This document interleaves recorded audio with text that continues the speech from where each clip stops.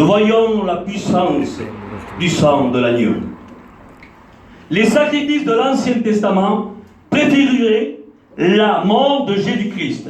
Il était l'homme des choses à venir. C'est marqué dans Hébreux 10 au verset 1. Jésus va accomplir tous les sacrifices de l'Ancien Testament.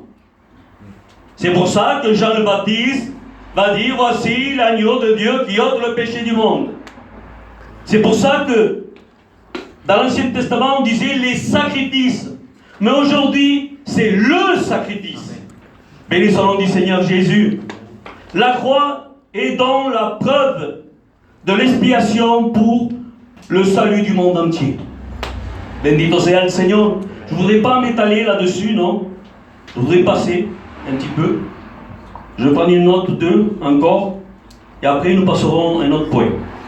Le sang a été versé en 4 endroits différents. Alors écoutez bien. À Gethsémane, sa sueur devient comme des pruneaux de sang. Pilate fit battre Jésus de verge, et le sang coula de son dos. Son sang a coulé de sa tête par la couronne d'épines. Mais c'est à la croix que Jésus a perdu tout son sang pour chacun d'entre nous. Nous voyons 4 endroits différents où le Seigneur Jésus-Christ a versé de son sang. Aujourd'hui, laisse-moi te dire, c'est parce qu'il t'aimait s'il a fait tout ça. Amen. Que poco, Seigneur. Je le digo, là on voit la preuve. Vous savez, il y a des gens qui disent, mais moi mon frère, j'ai pardonné, je l'aime mon frère. Mais vous savez comment on le voit? C'est avec les actes qu'on le voit. C'est ou non? Amen. Jésus l'a démontré. Il a donné sa vie. Son sang a coulé. Bénissons du Seigneur Jésus, Amen. Regardez un petit peu.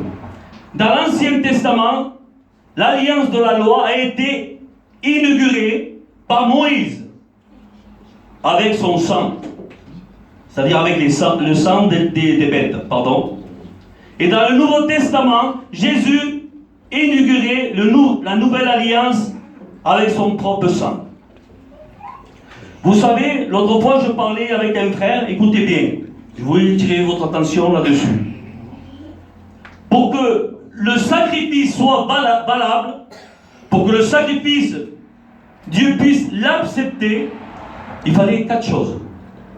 Il fallait un sacrificateur, un agneau, du sang et un lieu saint. Laissez-moi vous dire quelque chose. On va voir à travers la parole du Seigneur si le sacrifice de Jésus était valable. Je dirais oui. Pourquoi? Regardez. Il dit qu'il est le sacrificateur selon l'ordre de Melchisedec. Et il est l'agneau de Dieu qui ôte le péché du monde. Et il dit même qu'il est venu par son propre sang. Bendito sea el Seigneur. Maintenant, il nous faut le lieu saint. Jésus est le lieu saint parce que c'est le Fils de Dieu.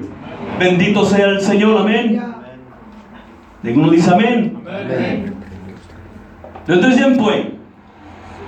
Le Rédempteur. Le Rédempteur en hébreu signifie rachat. L'Ancien Testament, c'est le droit de rachat pour un parent. Écoutez bien. Suivant cette loi, l'homme qui avait perdu sa propriété et qui se vendait lui-même comme un serviteur parce qu'il avait des dettes. C'est-à-dire, lui, qui devait des dettes, il fallait qu'il vende tout. Tout ce qu'il avait.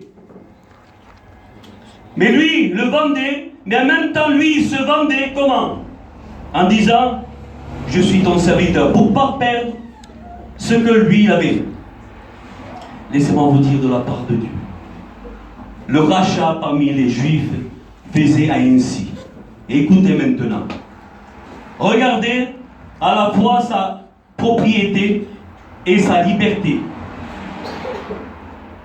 Écoutez la condition. La condition d'être racheté par un homme. Il était capable de payer le prix par son sang précieux. C'est pour cela qu'il